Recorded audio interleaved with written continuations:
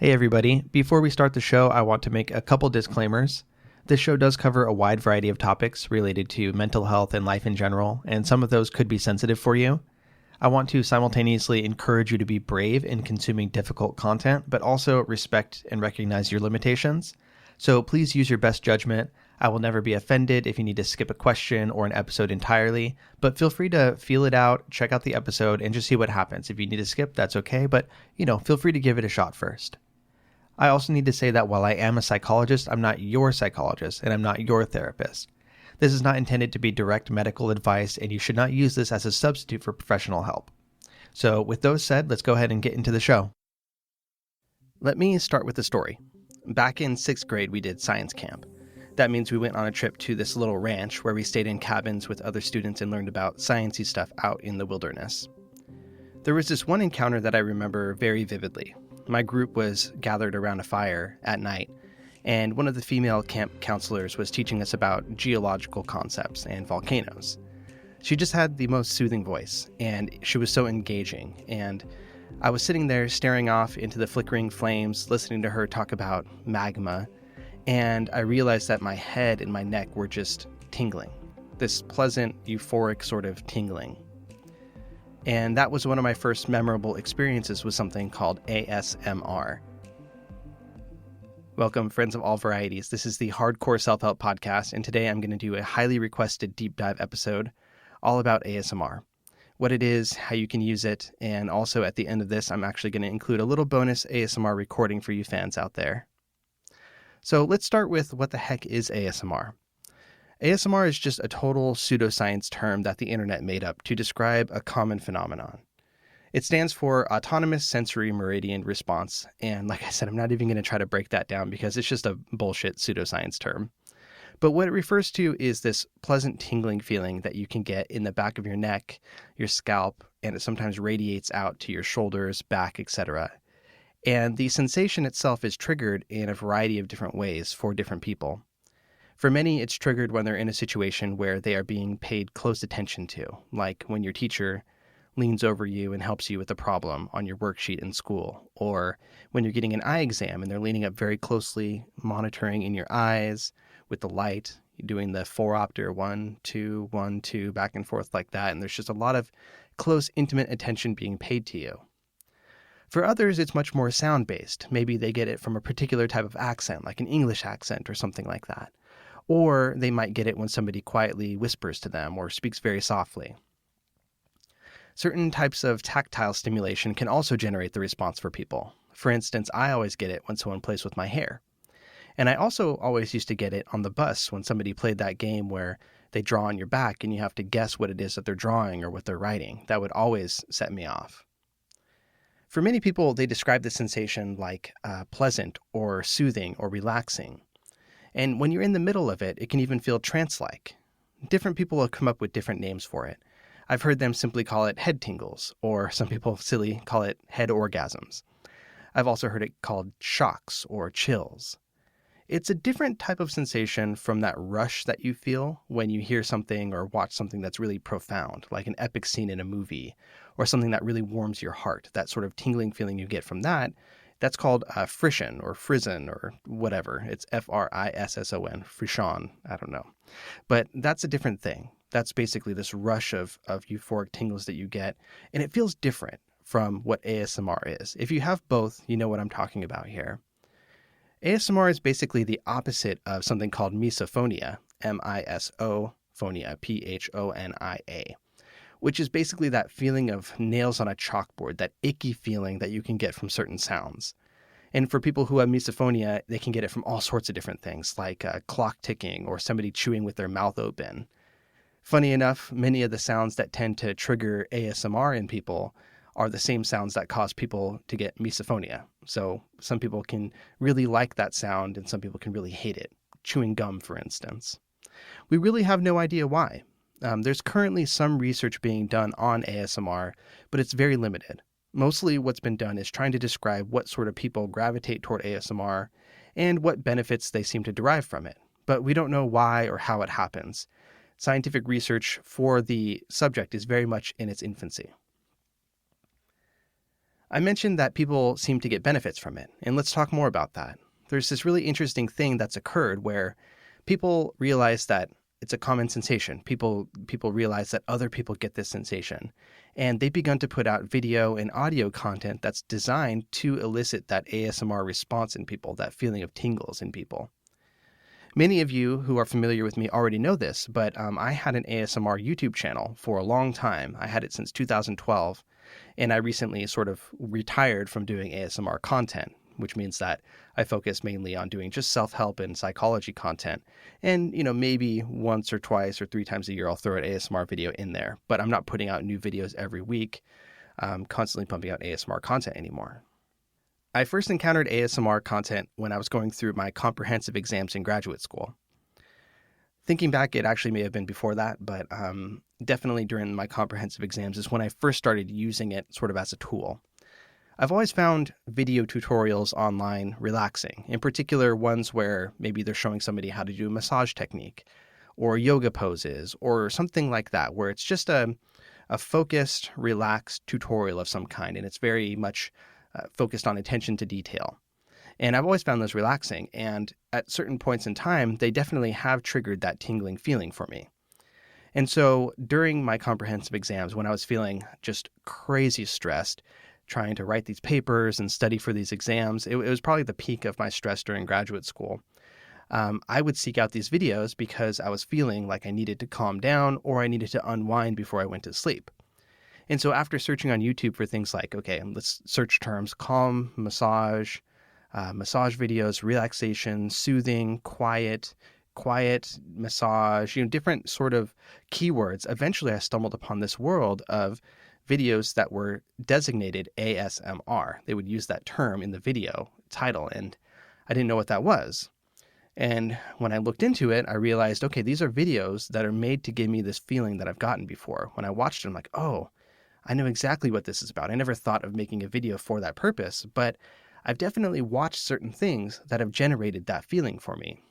For instance, there's a scene in Toy Story, I think it's Toy Story 2, where Woody gets his arm ripped off and there's this expert that needs to come in and put him back together. And it's very much like attention to detail. He sits down, he puts Woody up on a chair, he puts this little eyeglass thing on so he could look closely. It's very quiet. There's quiet music and you could hear the stitches as he puts his arm back together. He paints his boots and it's just very small and intricate.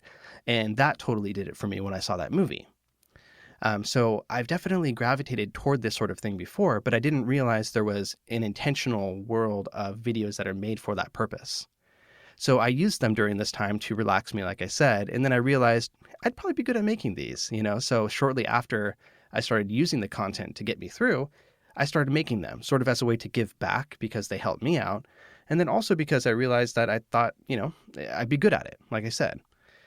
So let's talk about the videos themselves. I know it's a sort of strange concept if you've never encountered them or if you're unfamiliar with the concept in general, but there are many different types of videos that help people achieve that ASMR feeling.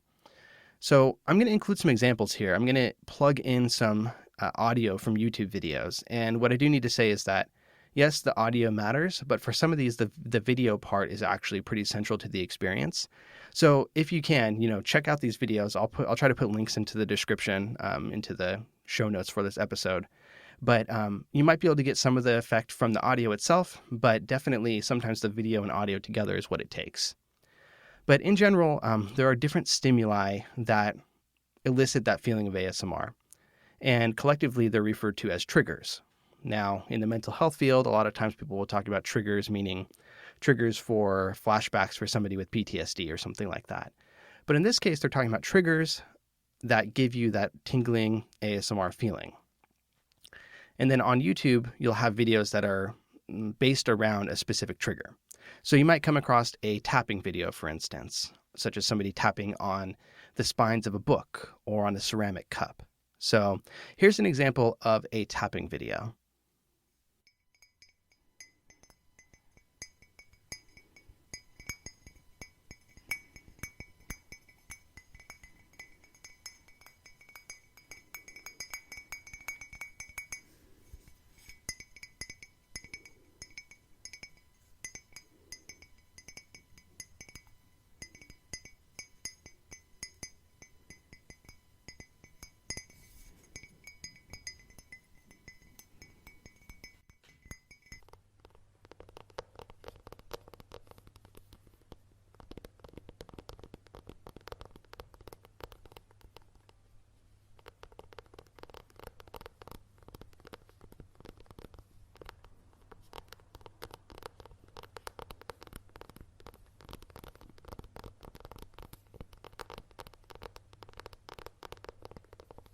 Another very common trigger is whispering or softly speaking. This is one that definitely gets me. If I'm in a class or an event or something like that and someone leans over to me and, whispers something in my ear or just talks really softly, that just blows my tingles up. That definitely gets me, especially if it's just kind of like in one ear off to the side. So here's an example of whispering and soft speaking in an ASMR video. The Crimson Chin asks, what is your favorite game from 2017? That's a toss-up between Horizon Zero Dawn and The Last Guardian. Technically, I beat The Last Guardian just a few weeks ago, but I would say The Last Guardian. The Last Guardian, I didn't mention it in my video game store roleplay because I didn't want to spoil the ending for me. But there's trees in there that during the 1950s, they cut these trees down, and the trees were such a hard and dense wood that they used them as pylons to build piers in England, I think it is. And I think till this day those piers are still standing.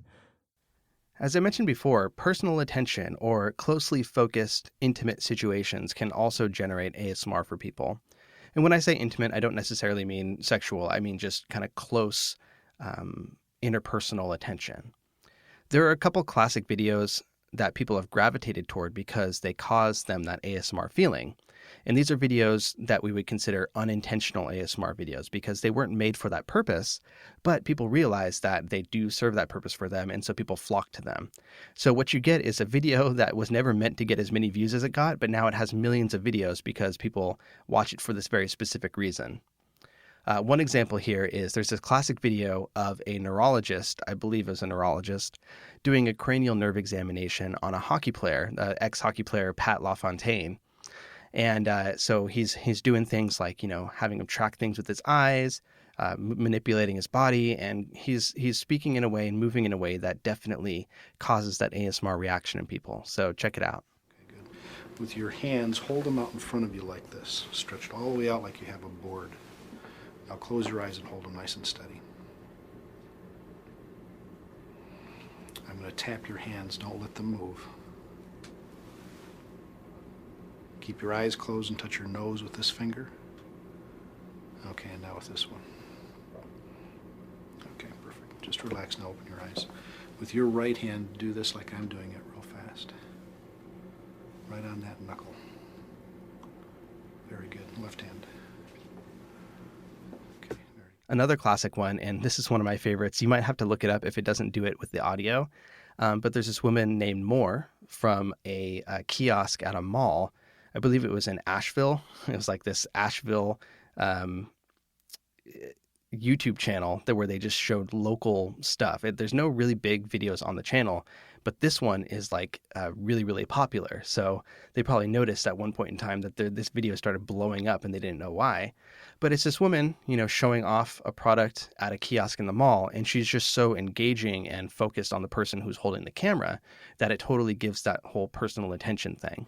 5 seconds. It's a gentle cloth to remove your ridges, yellowish and stains. Why 5 seconds? Because it's for busy and lazy. What are you, busy or lazy? Busy.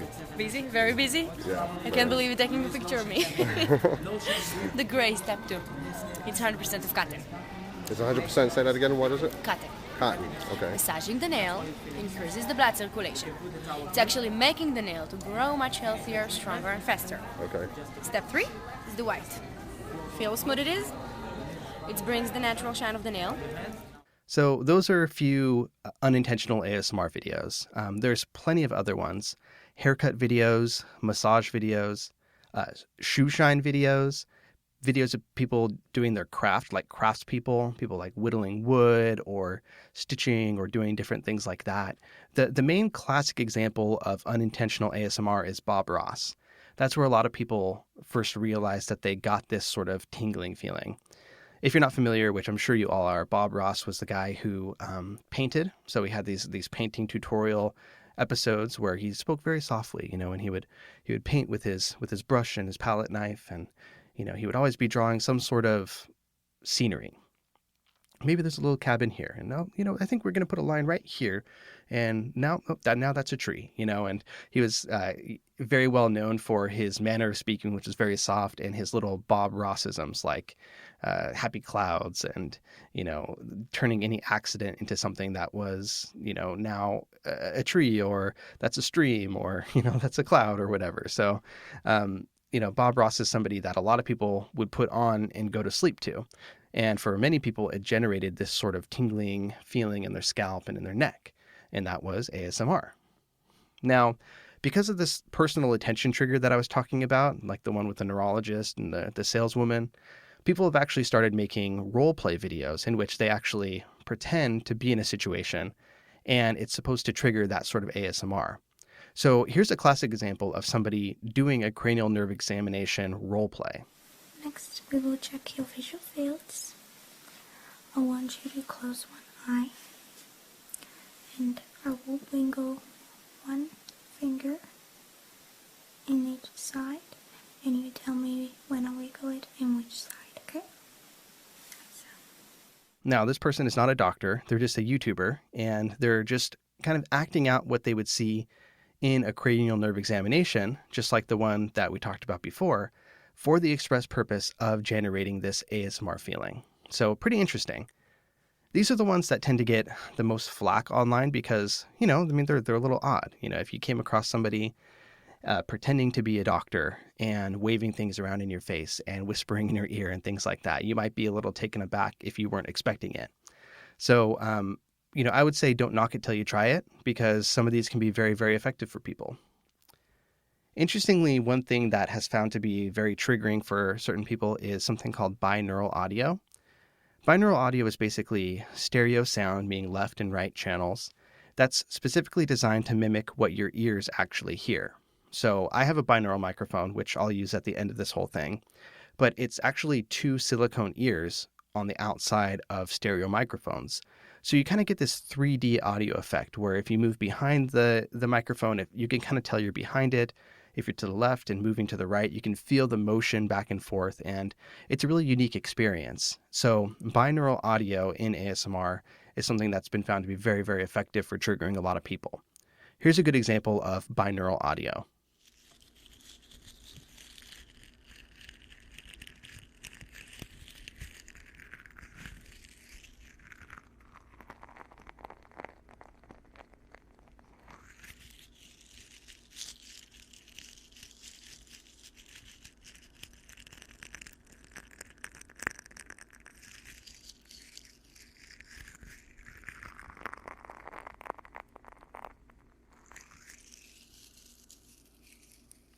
And then, of course, with the awareness of all the different triggers there are, people put them all together into videos. So here's an example of somebody putting it all together. So they're using binaural audio, specific trigger sounds, and also focusing that personal attention. All right. Very good. Let's throw this away. And I'm going to lightly scrape the insides of your ear.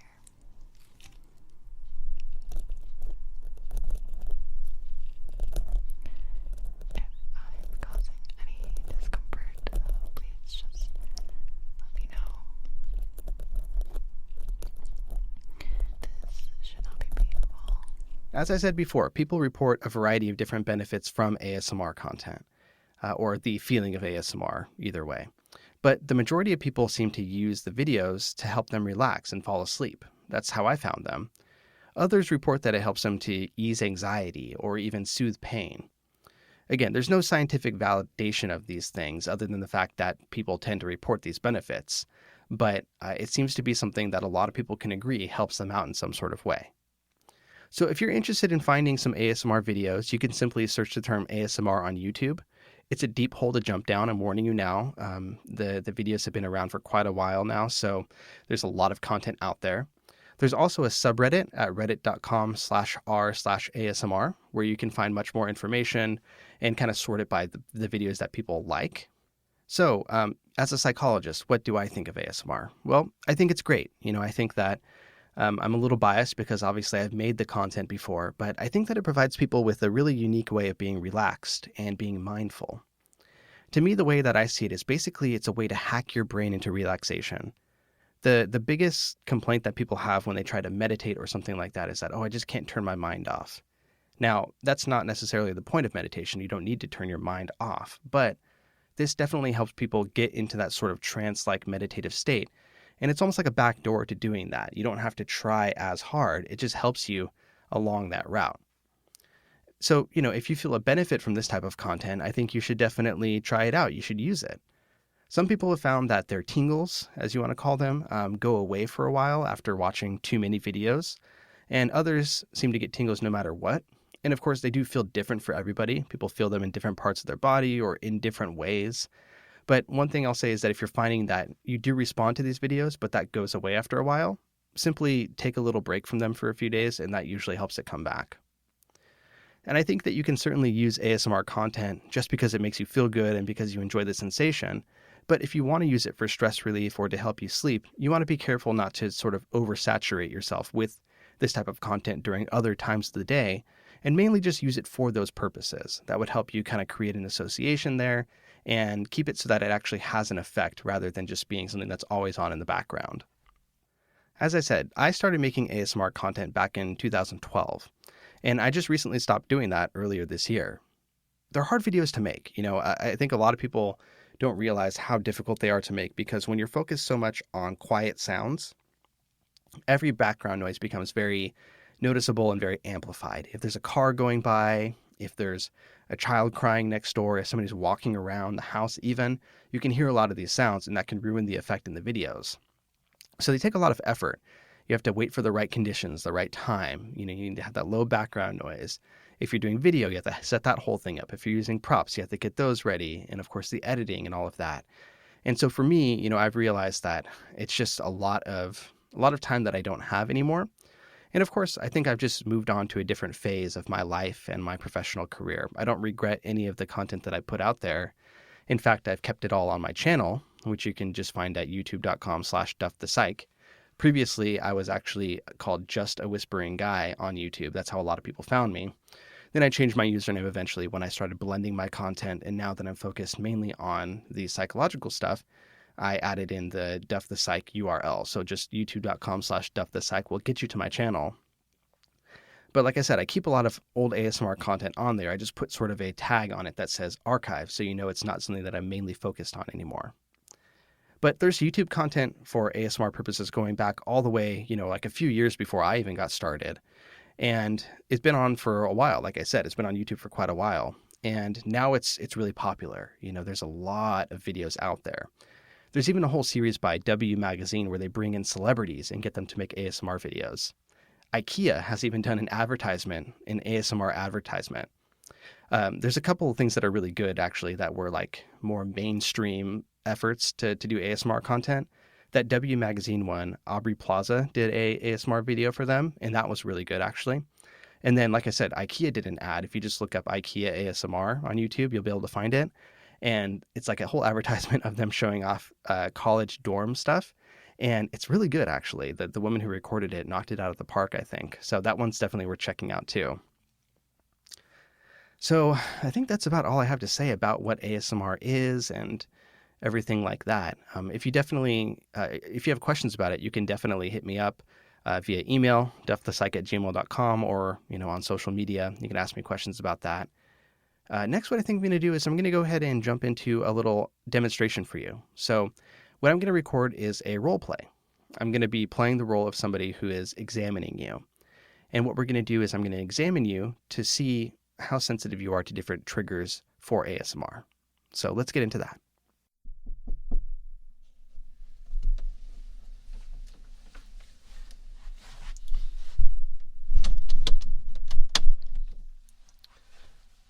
Hi there. I'm Dr. Duff. It's nice to meet you. So I understand you are interested in learning more about ASMR. Is that correct? Good. Well, what I'm here to do today is a little evaluation. I want to look at what your particular ASMR triggers might be to see if you're sensitive to certain types of sensations, input, things of that sort that generally trigger ASMR for people. So we're going to use a device, and what I have here is the device. It's a brand new one. It's still in the box. This is called an ASMR sensor. This is a new device. It's not perfect, but it gives me a place to start. So what I can do with this device is scan you, your body, and that will tell me what particular triggers may be most sensitive for you, and then we can test those out directly. Would that be okay with you? Okay, good. Let me go ahead and take this out of the box here.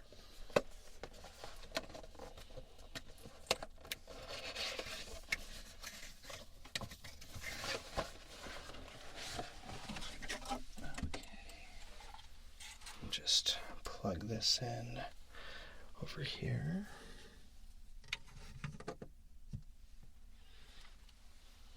Great. Now, for this device to work, I do need to get quite close to you. I'm going to be running my hands in the device very close to your body.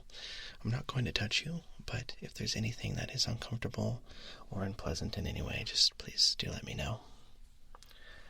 Okay, so what we're going to do is we're actually going to... This thing does make a clicking sound, so be aware of that. We're going to go ahead and put this over the top of your head. And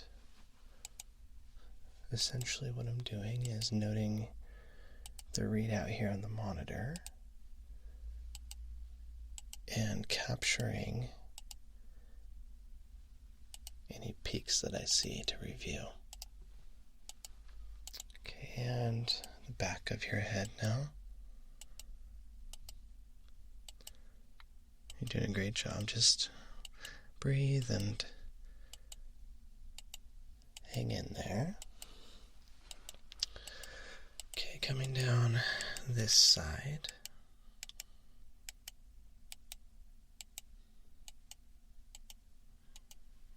All the way down.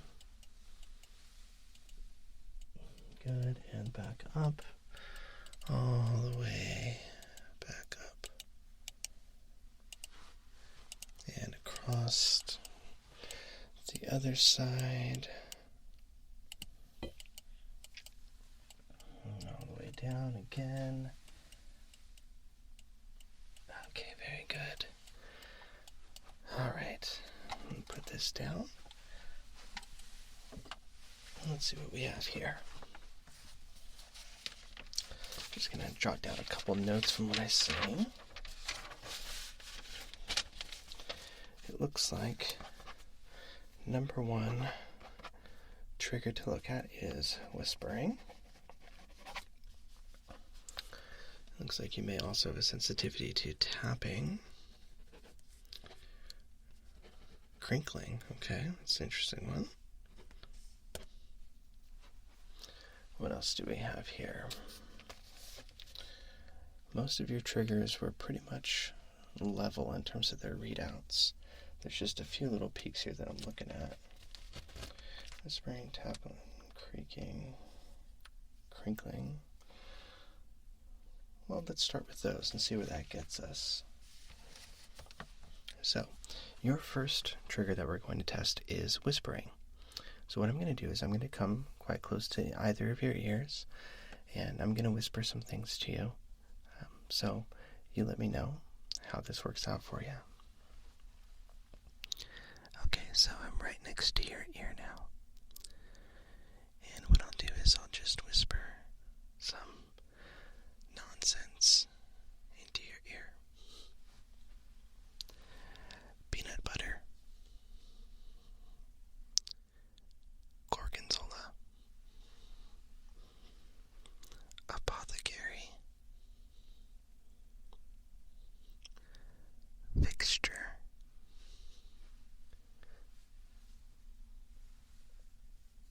Ostentatious.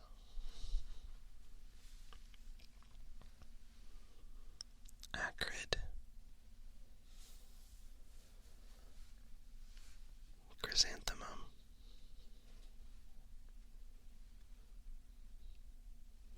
Eloquent.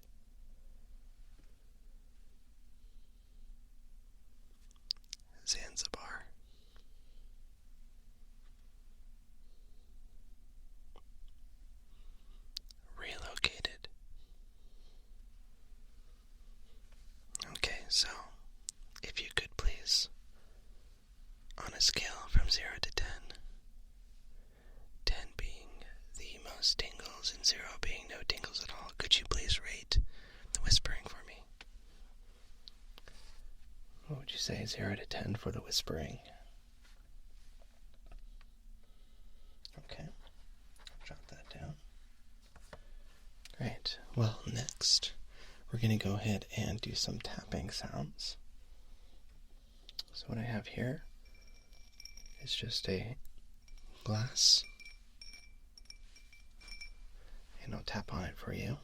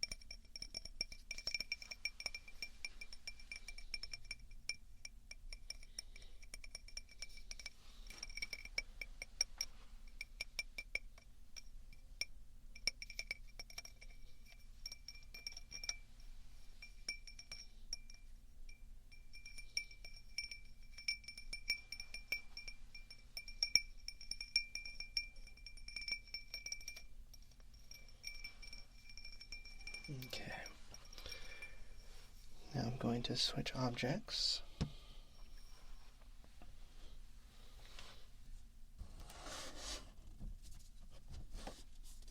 And this is a box. A little bit of a different timbre to it.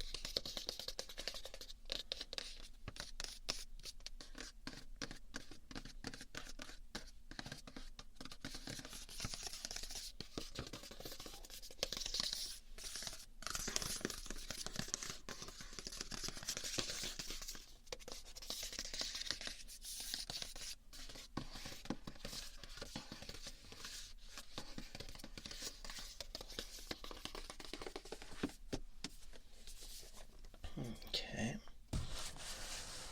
Set that back up above and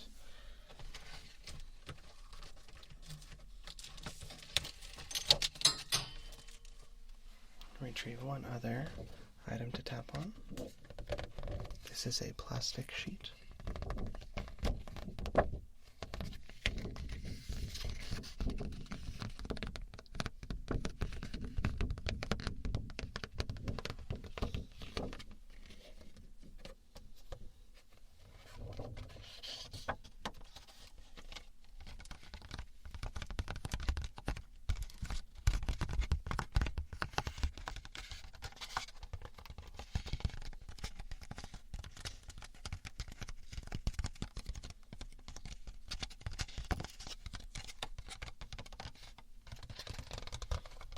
It's a plastic sheet that's used for cutting on, so it has a little bit of a sticky surface.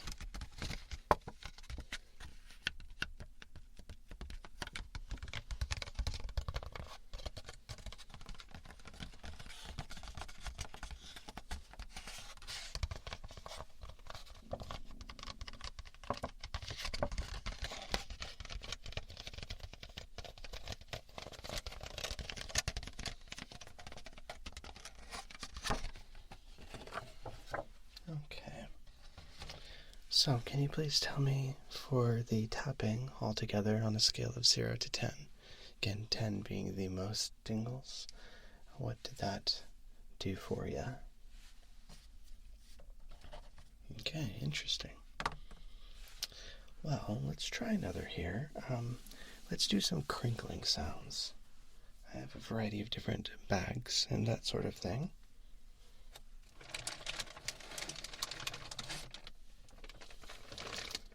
First one here is just a regular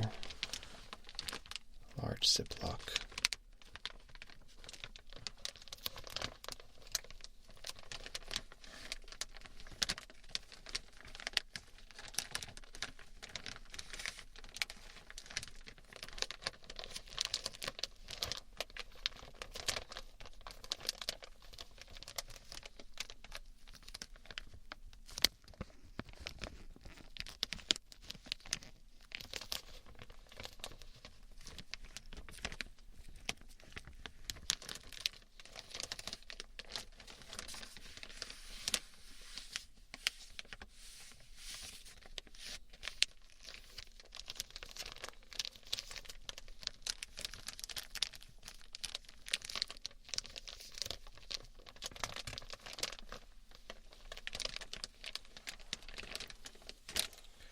And let's try another.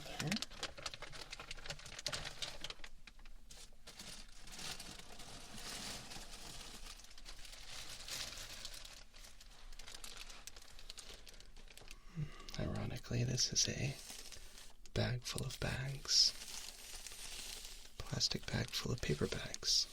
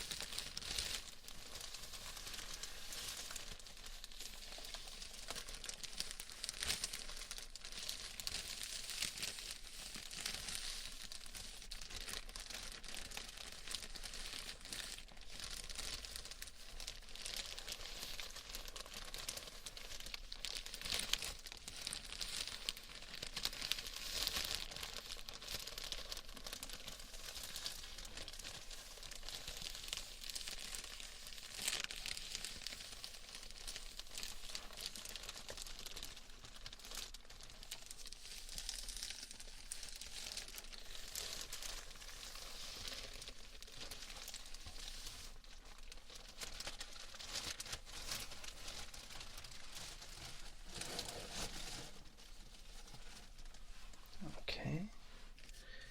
And one more for the crinkling. This is a paper bag.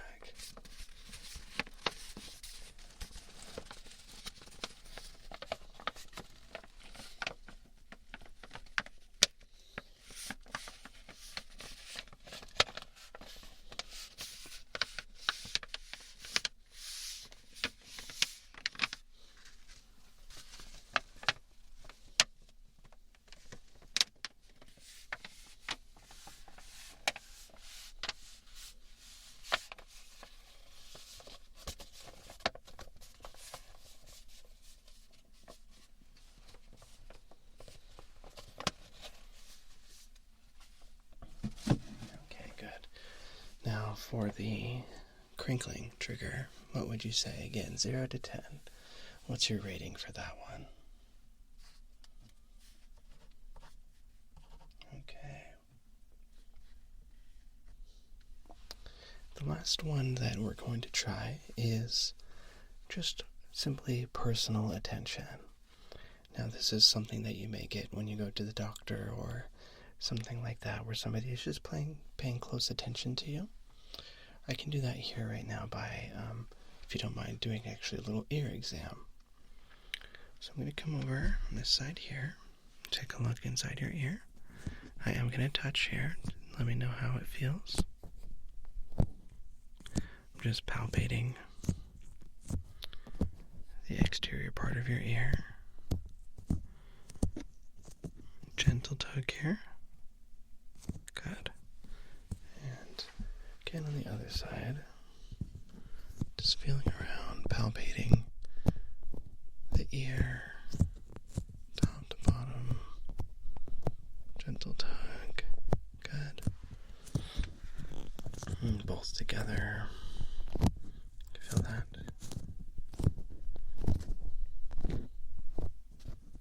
Great. You're doing really good. I appreciate you being calm and cooperative throughout this. Just going to look a little bit deeper in here. Yeah. This side's looking just fine. Your ears are slightly asymmetrical, but there's nothing wrong with that. You can really only tell when you're up just this close looking, so hopefully not too many people actually get this close and look as deeply into your ears. Okay, stepping back and just appraising your facial symmetry as a whole. And otherwise, looking quite symmetrical. Does it hurt when I do this? No? How about over here? No? Okay. Okay, well, with that personal attention, what would you say, 0 to 10, how did that trigger you? Okay. Well, you are looking like you are done. So, what's going to happen next is I will go ahead and cross-reference your self-report with the results from our handy-dandy little ASMR sensor, and we'll generate a report for you, and you'll get that in your email within a few hours here. It just takes a little bit of time to, like I said, cross-reference the scores and kind of make sense of it given what you've told me. So I'm going to go ahead and do that. For now, all you need to do is relax, wait for those results to roll in, and then you'll have your personalized ASMR plan based on those results.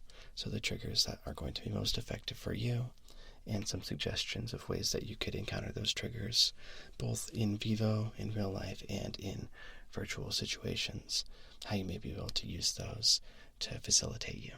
Okay? So it's very nice meeting you. If you have any questions, don't hesitate to call or email.